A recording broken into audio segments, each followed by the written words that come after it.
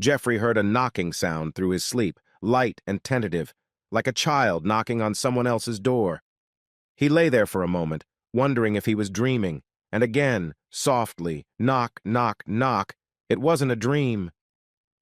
Jeff got up, slipped his feet into his slippers, and went to see who it was that had come in the middle of the night. "Where are you going?" Miriam asked. "Someone's knocking. Go back to sleep, darling. I'll take care of it." Outside the windows, winter was raging. December. The thermometer had dropped to 37.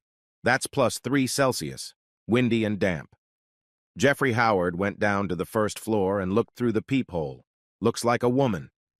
He opened the door without removing the chain. "Ma'am, what can I do for you?" "Jeffrey, it's me. Jeff, let me in. Please. Fucking hell." He opened the door. His ex-girlfriend, Emily Willis, stood in the doorway. "Emily, what's wrong? What happened to you?" Willis looked like a beggar. Some kind of ragged dress, hooded sweatshirt on top. No coat. She had her arms wrapped around herself and was shaking so hard her teeth were chattering. G pulled her inside, catching her hand in something sticky. When he turned on the hallway light, he was horrified. All of Amy's clothes were soaked in blood. "Emily, are you hurt? What happened? I'll call the paramedics." "Don't call the paramedics." Willis was having trouble speaking.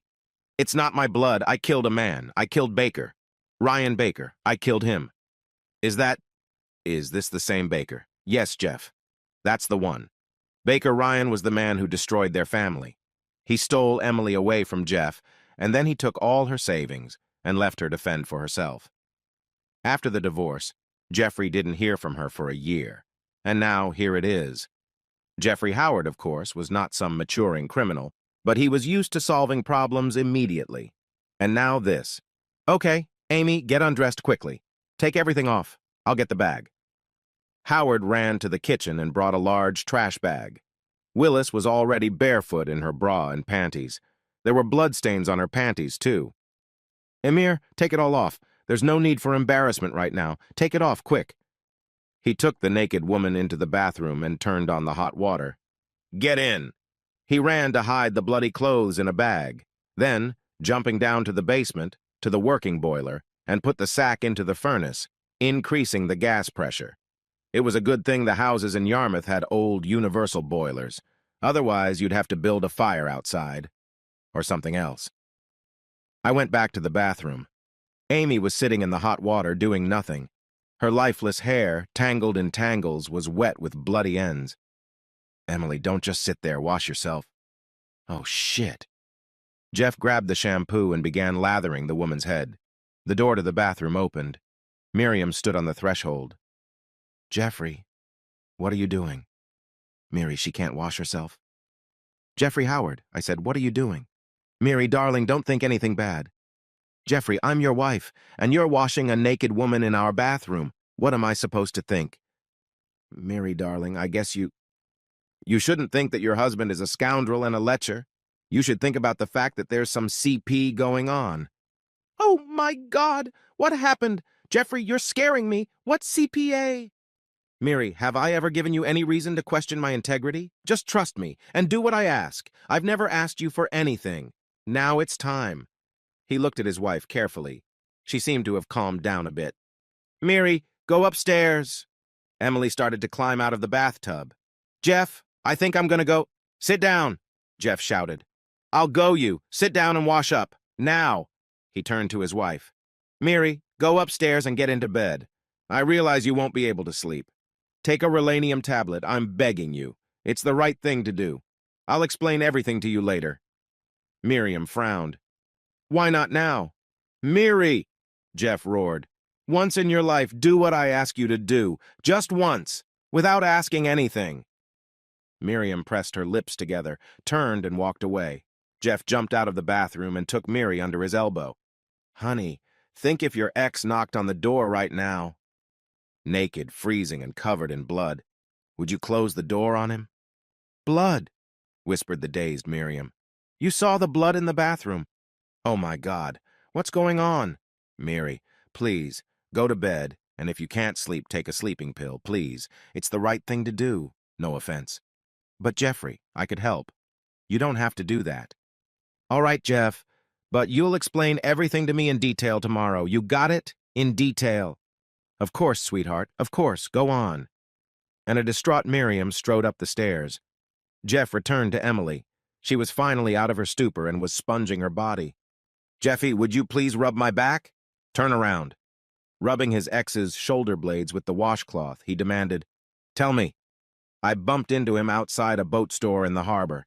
He'd come on his yacht this time, and he was staying at a mini hotel on Portland Street.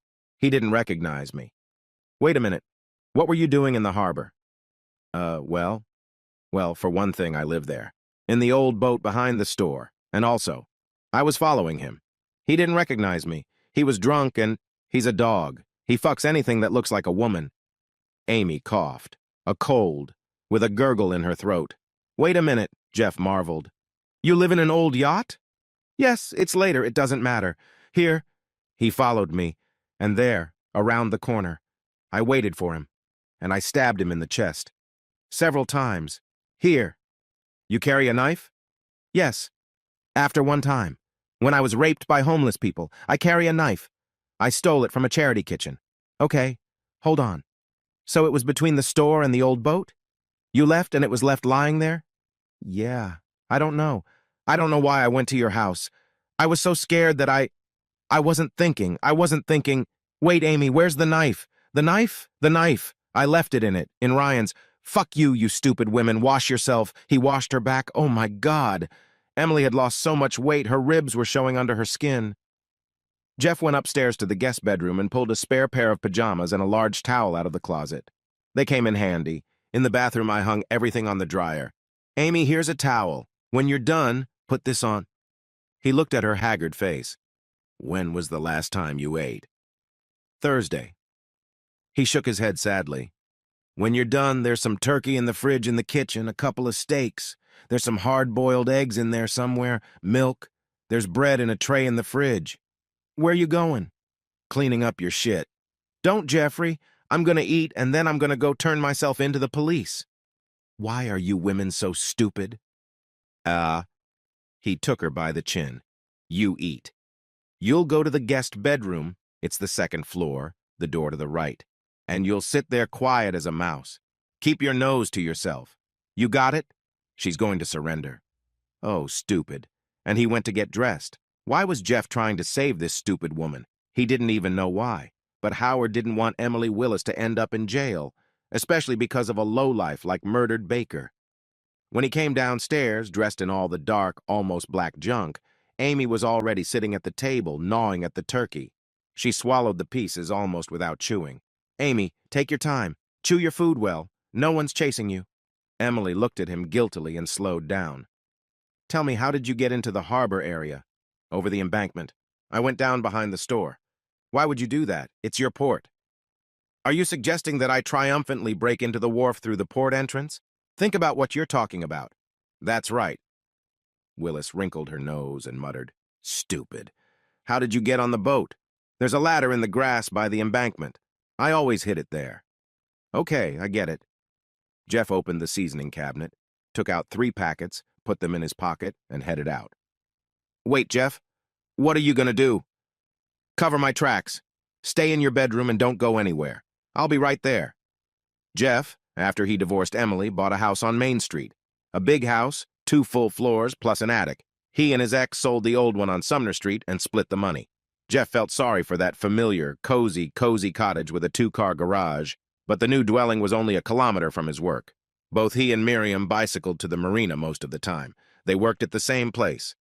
Jeffrey is the marina manager. Miriam is the manager of the boat store. This time, he too climbed on his bicycle and rode down the night street to the scene of the crime. The residential neighborhood ended, and the streetlight poles became less and less frequent.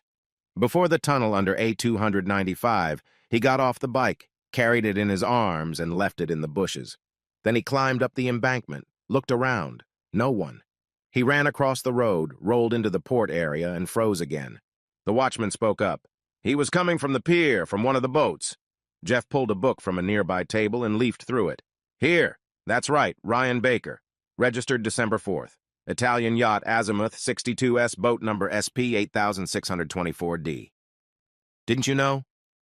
The pier manager's checking in the dockers. I don't look in the logbook much. Anyway, we talked about nothing.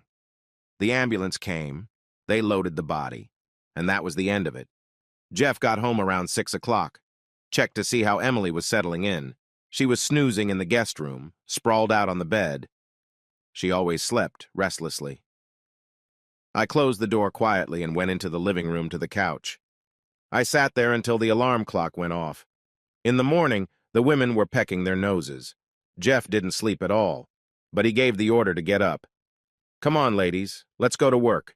We've got to be on duty. We'll talk there. Today they went by car, all three of them. They didn't even have breakfast, not even morning coffee. Emily slipped into Miriam's dress and her old sneakers that Jeff had retrieved from the attic. She obeyed Howard without complaint. Only she wouldn't look at him. She sat there with her eyes downcast. I don't know what was on her mind. At the pier, Miri ran off to her store, and Jeff took Emily first to the boutique, where he dressed her like a lady. Amy looked at her ex-husband in embarrassment as she shopped, but remained silent. When he drove her to the Clementon outpatient clinic, Amy spoke up. What's the point of coming here? What do you mean, why here? You're coughing weird. You were raped by some freaks. And anyway, Emily took all the tests. They're not due back until tomorrow, but bronchial asthma, of course, was diagnosed right away. They prescribed a bunch of medications, which Jeff bought at the drugstore. Then, at the grocery store, he bought some food. He wasn't worried anymore. He was just tired, exhausted. He decided to take it as it came. Back in Howard's office, Jeff put the coffee pot on, put breakfast on plates, and asked questions. Amy, I don't understand why you're a college-educated man who's been reduced to being a homeless girl. Yeah, I did something very bad. I destroyed my family, our family. I destroyed our marriage. I insulted you as much as a woman can insult you. My life today is a punishment. But Amy, you could have come to me. I would have helped. Willis grinned. Jeff, I came to you anyway. Why do you think I've been living in this boat, next to your job, so I could see you sometimes, from afar? What about Ryan? She grinned bitterly again. Backer's a bastard. He deserved to die. Jeff jumped up, ran to the door, and looked out into the hallway. No one. Emily, be careful. You're not the only one in this shit now. I'm sorry, Jeff. I wasn't thinking. She had this sickly grin on her face the whole time. You know, Ryan. He's an asshole. Did you get back at him? Willis looked up in surprise. Revenge? No, I didn't kill him, she said in a whisper. That asshole systematically maimed people. In Yarmouth alone, he destroyed 2 families besides me. Catherine Leonard hanged herself in the attic after that. Okay, we don't have children. Catherine had a son, 4 years old. Emily choked on the long monologue, coughed. Jeff handed her a napkin. That scumbag. He was trained as a psychiatrist.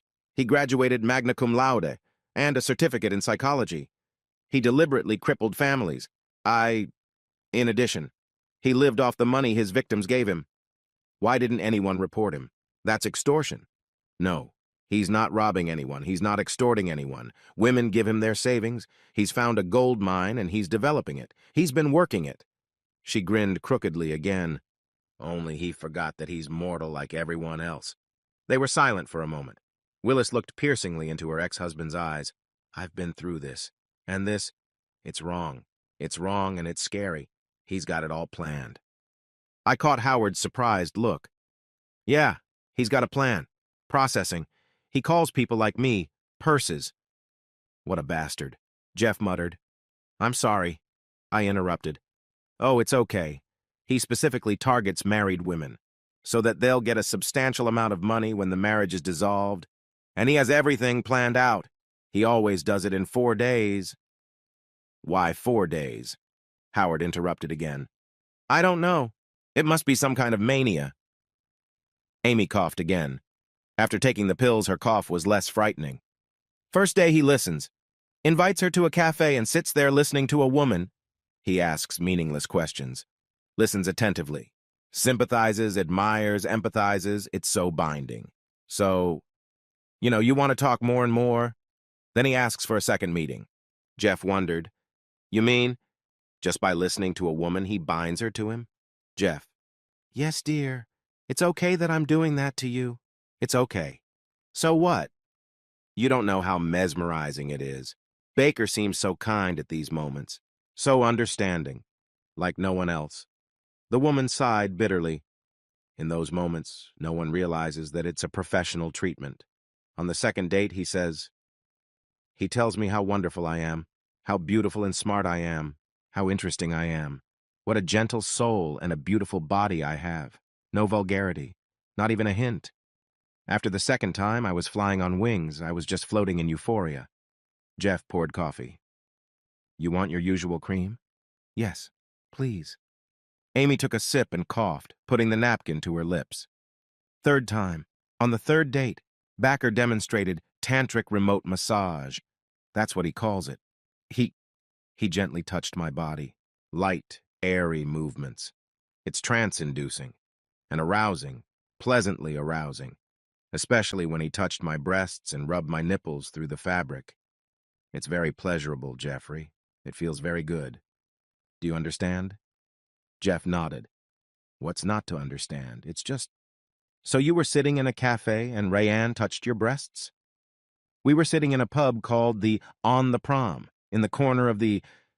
you remember. Underneath the gold-framed pictures. Right. Is that it? Yes, Jeff. That's how it ended that day. I was left in a state of complete happiness and in a state of total dissatisfaction. Willis took a bite of her sandwich and drank her coffee. They talked some more. Jeff took his time. Here, Emily continued, everything important happens on the fourth day. We went with him to the room he was renting. Why? Howard interrupted again. Why did you go to the room with him? I couldn't resist his requests. I didn't want to. He promised to demonstrate some exercises from Tibetan practices. I didn't realize it myself. I didn't realize how I ended up in bed. But, I'm sorry, Jeff, but sex with him is something. It's amazing, it's great, it's wonderful, it's amazing, it's divine, it's so sensual and blissful. There's nothing like it.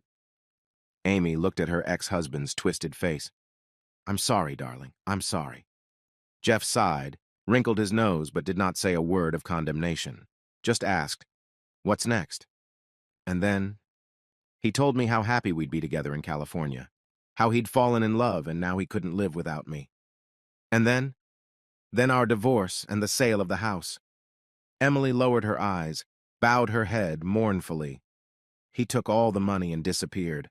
Oh my God, why did you give him the money? He said he didn't have enough to start a serious business. He wanted to open a tantric healing center in Sacramento. He was a little short. I see, Howard sighed. Only, Amy. I plan to have you stay with me for a while. Until you get better, stop looking like a skeleton and get a job. I think you'll find one quite easily. But don't say anything to Miriam. Don't get her involved, okay? All right, darling. Only she's already involved without me. That's it. Amy ran her hand over her throat. What do you mean? Jeff was surprised. She's dating him, she was.